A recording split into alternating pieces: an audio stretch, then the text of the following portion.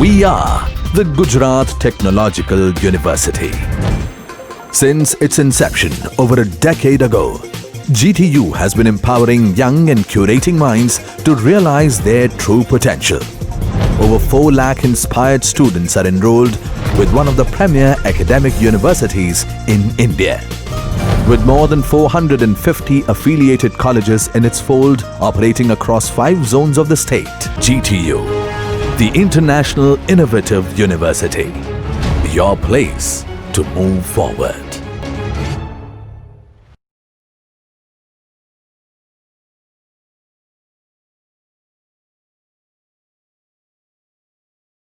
Hello students, welcome to the channel again. हमने last lecture में singly RC beam का analysis देखा था। इस बार हम सिंगली आरसी बीम की डिज़ाइन देखेंगे। तो चलिए शुरू करते हैं कि एक सम दिया गया है और उसमें हेडिंग है सिंगली आरसी बीम, उसकी डिज़ाइन करने की है। ये वर्ड याद रखना, एग्ज़ाम में डिज़ाइन वर्ड दिया गया होगा। जैसा अपन ने लेक्चर 1 में पढ़ा कि आपको अगर सम के अंदर AST दे दिया जाए तो मतलब वो एनालिसिस का सम है, और अगर AST फाइंड करने को बोले तो आपका डिज़ाइन का सम है। या तो डायरेक्टली लिखेंगे कि डिज़ाइन करो, या बोलेंगे कि area of steel in tension find करो। दोनों मतलब डिज़ाइन के सम हुए। इस सम के अंदर एक RCC बीम दिया गया है, इफेक्टिव स्पान उसका 4 मीटर दिया गया है। उसके अंदर सर्विस लोड लग रहा है। अब यहाँ पे एक नया वर्ड आया, सर्विस लोड। देखते हैं वो क्या है। वो लग रहा है 25 किलो न्यूटन पर मीटर। वो सेल्फ वेट इंक्लूड है उसके अंदर। कंक्रीट का ग्रेड M20 लीजिएगा, स्टील का ग्रेड Fe415 लेने का है। पार्शियल सेफ्टी फैक्टर 1.5 दिया गया है। For load and width of beam is 250 mm, width of beam 250 mm दिए। डेप्थ का पता नहीं क्या है, देखते हैं सम के अंदर। सॉल्यूशन के अंदर सबसे पहले अपने यहाँ से शुरू करेंगे कि सर्विस लोड आपको जो 25 का दिया गया है। अब अपन ने लास्ट सम में W फाइंड किया था, अगर आपको याद हो तो MU की फॉर्मूला रहती है WL²/8। ओके, तो हमने W फाइंड किया था लास्ट सम में। इस सम में W दे दिया गया है। W मतलब होता है फैक्टर्ड लोड। फैक्टर्ड लोड और सर्विस लोड में यही फ़र्क है कि उसमें पार्शियल सेफ्टी फैक्टर अगर ना ऐड करो, फैक्टर्ड लोड में पार्शियल सेफ्टी फैक्टर ना ऐड करो तो वो सर्विस लोड बन जाता है। हमको यहाँ पे क्या चाहिए, फैक्टर्ड लोड चाहिए। तो क्या करना पड़ेगा, सर्विस लोड के अंदर पार्शियल सेफ्टी फैक्टर 1.5 जो रहता है उसे मल्टीप्लाई कर देना। सम के अंदर 1.5 कई बार नहीं लिखा जाएगा, लेकिन आपको बाय डिफ़ॉल्ट वो वैल्यू 1.5 लेने की। तो आपको पहला स्टेप रहेगा फैक्टर्ड लोड फाइंड करने का। 25 × 1.5 तो आपको W की वैल्यू मिल गई 37.5 किलो न्यूटन पर मीटर। MU की फॉर्मूला जो ये थी वही की वही, WL²/8 मैक्सिमम बेंडिंग मोमेंट के लिए।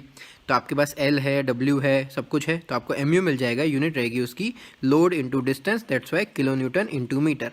यहाँ तक तो पहला स्टेप रहेगा। सेकंड आपका स्टेप रहेगा कि आप सेक्शन कौन सा डिज़ाइन करोगे। आप खुद एक इंजीनियर हो, आप एक सिविल इंजीनियर हो, तो आप कौन सा, अंडर इन्फोर्स, ओवर इन्फोर्स के बैलेंस, आप हमेशा बैलेंस सेक्शन डिज़ाइन करोगे, ये याद रखना। अब FY अगर 415 रहे, FY अगर 415 रहे तो आपकी FY तो आपको दिया गया है मैंने, आपके 90% सम्स ये रहेंगे कि आपको FY 415 ही दिया जाएगा। और आपको MU की फॉर्मूला दी गई है 0.138 FC के BD²। ये फॉर्मूला याद ही रखने की है। ये फॉर्मूला IS कोड के अंदर नहीं दी गई है, ये फॉर्मूला इनडायरेक्टली SP16 के अंदर दी गई है। लेकिन आप इतनी सी फॉर्मूला है, इसमें ज़्यादा कुछ फेरफार होगा नहीं। अगर यहाँ पे 415 की जगह 250 हो गया तो यहाँ पे 0.148 हो जाएगा, बस इतना फ़र्क पड़ेगा। और ऐसे सम बहुत कम पूछाते हैं। तो आपको क्या करने का है कि MU लिम की फॉर्मूला याद रखने की है 0.138 FC के BD²। MU लिम मतलब लिमिटिंग मोमेंट। MU लिम मतलब आपका सिंपल यही, बैलेंस सेक्शन के लिए, बैलेंस सेक्शन के लिए MU और MU लिम सेम रहते हैं। तो आपका MU आपने फाइंड कर लिया, वही का वही आपका MU लिम रहेगा।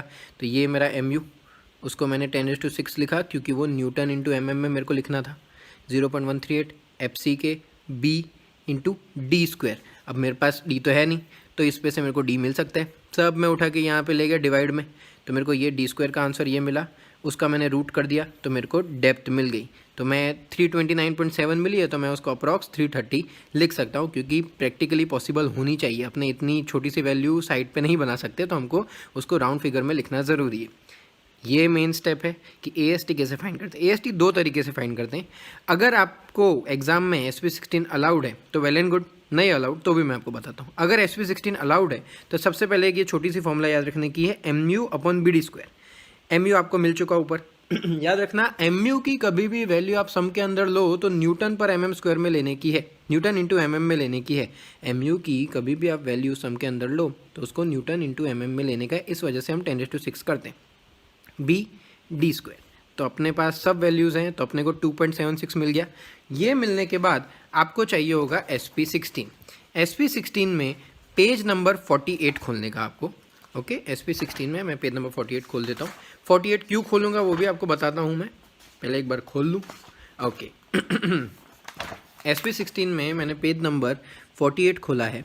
यहाँ पे लिखा गया है FCK 20। आपको अगर FCK मतलब जैसे आपका कंक्रीट का ग्रेड आपको 20 की जगह 25 दे तो आपको इसके पीछे वाला पेज खोलने का FCK 25। जो भी आपके ग्रेड्स दिए गए हैं वो सारे लाइन सर यहाँ पे लिखे गए हैं, तो आपको ये याद रखने का है कि आपको जो भी वैल्यूज़ दी जाए FCK 30 दे तो उसके पीछे वाला पेज। अभी हमको दिया है FCK 20, तो ये आपका पेज नंबर 48। इसके अंदर यहाँ पे ये वैल्यूज़ दिख रही है mu/BD² की सारी। अभी हमको क्या मिली है mu/BD² की वैल्यू, हमें मिली है 2.76। तो यहाँ से गुनना शुरू करेंगे तो ये तो 2.20 तक ही है, इसके आगे तो वैल्यू ही नहीं है। चलो देखते हैं क्या करेंगे। ये रही 2.222222 हमारी वैल्यू है 2.76। अब 2.76 चाहिए मेरे को, तो वो 2.76 की वैल्यू ये रही। ओके 2.76, अपने को FY कितना दिया है 415, तो 2.76 के सामने FY की वैल्यू दी गई है 0.955, तो वो वैल्यू रहेगी आपकी PT की वैल्यू, वो वैल्यू रहेगी आपकी PT की वैल्यू। 0.955 को मैं अप्रोक्स 0.996 भी लिख सकता हूँ, दोनों में आंसर में ज़्यादा वेरिएशन नहीं आएगा। AST की फॉर्मूला रहती है PT/100 into B into D, PT/100 into B into D। तो आपको डायरेक्टली ऐसे मुंह पे होना चाहिए AST = PT/100 into BD। AST आपको फाइनल आंसर ये मिलेगा। ये आंसर मिल जाता है, उसके बाद आपको नंबर ऑफ बार्स और डायमीटर फाइंड करने के रहेंगे। वो फाइंड करना बहुत इजी है। आपको AST मिला है mm² में, इसे कन्वर्ट कर दो सेंटीमीटर² में, मतलब 788 है तो उसको 7 पॉइंट यहाँ पे लगा दो, 2 छोड़ के पीछे से, तो 7.88 सेंटीमीटर² हो जाएगा। ऐसा क्यों करते हैं, क्योंकि आपको जब नंबर ऑफ बार्स ढूंढने के हैं तो वापस SP16 खोलने का। SP16 में एकदम पीछे वाला page, that is 229, page number 229 आपको खोलने का। पेज नंबर 229 के अंदर आप पीछे से जाओगे तो आपका लास्ट पेज ऑलमोस्ट, तो आपका 229 पेज पे यहाँ पे लिखा है area of given numbers of bars in centimetre. तो यहाँ पे दिया गया है कि आपको कौन सा नंबर ऑफ बार्स, मतलब ये जो दिया गया है वो यहाँ पे, ये जो दिए गए हैं वो बार के डायमीटर दिए गए हैं और कितने बार्स लेने के वो यहाँ पे दिए गए हैं। अब सपोज़ मेरे को आंसर मिला था 7.88, जो मेरे को वैल्यू मिली थी AST की वो थी 7.88। अब इनमें से कोई एक चूज़ करनी पड़ेगी मुझे, तो 7.88 से थोड़ी सी ज़्यादा, देखिए 0.1 भी हमें कम नहीं लेने की है, ज़्यादा ही लेने की है। तो मैं देखता हूँ, चलो 18 में देखूँ तो मेरे को 7.63 दिख रहा है, पर 7.88 से तो कम है तो ये नहीं ले सकता। फिर डायरेक्ट 10 आ गया तो ये नहीं चलेगा। 16 में देखूँ तो मुझे 8.04 दिख रहा है, लेकिन वो भी 7.88 से पास में है, तो एक चलो ये ले सकता हूँ कि 16 के मैं 4 बार्स ले लूँ। ये हो सकता है कि मैं 16 के 4 बार्स ले लूँ। उससे ज़्यादा पास में कोई वैल्यू दिख रही है? उससे ज़्यादा पास में कोई वैल्यू होगी नहीं, तो आपका आंसर रहेगा 16 डायमीटर के 4 bars, that is 4 bars of 16 mm diameter. यहीं पे यहाँ पे मैं लिखा होगा मैंने 4 बार्स ऑफ 16 mm डायमीटर, जिसका AST मेरे को SP16 में लिखा हुआ था 8.04, उसको मैंने mm² में लिख दिया तो 804 mm²। इफेक्टिव कवर ना दिया जाए तो भी आपको 50 कंसिडर करने का है, तो आपको D मिल गया, तो आपका कैपिटल D। आप अगर ये फाइंड नहीं करते हो तो भी ठीक है, सब में बोला हो कि टोटल डेप्थ भी फाइंड करो तो आपको +50 करके ख़त्म कर देने का। अब जिनके पास SP16 नहीं है उनके लिए मैं कह दूँ कि PT की फॉर्मूला रहती है 50 FCK/FY 1 √1 -4.6 mu/FCK BD²। ये फॉर्मूला याद रख लोगे तो आपको SP16 की ज़रूरत नहीं है। 50 20/415 सब कुछ है आपके पास, सारी वैल्यूज़ होगी आपके पास, सारी वैल्यूज़ आप पुट ऑन करो तो आपको फाइनल आंसर डायरेक्ट 0.925 मिलेगा। उसमें से आपको AST मिलेगा। एग्जैक्ट दोनों, जरूरी नहीं कि दोनों आंसर एग्जैक्ट सेम आएंगे, जैसे 7.88 था इधर 785 है, लेकिन अपने जब सेंटीमीटर में कन्वर्ट करेंगे तो 7.85 मिल जाएगा, तो विच इज़ ऑलमोस्ट सेम। तो आपका AST भी उसी टाइम सेम आ जाएगा। अब ये तो अपन के पास है ही नहीं क्योंकि ये तो अपन ने SP16 में देख के लिखा था, तो कैसे पता चलेगा कि अपने बार्स कितने चूज़ करने के। तो एक एक बार का हमको फाइंड करना पड़ेगा कि पहले हम 18 बार का ढूंढेंगे।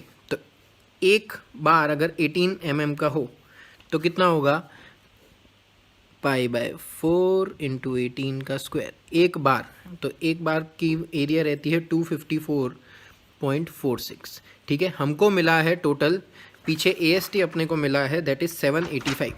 तो 785 डिवाइडेड बाय 254.46, 785 डिवाइडेड बाय 254.46, तो अपने को आंसर मिलता है 3.08। ना, नहीं ले सकता, कोई और वैल्यू लूँगा।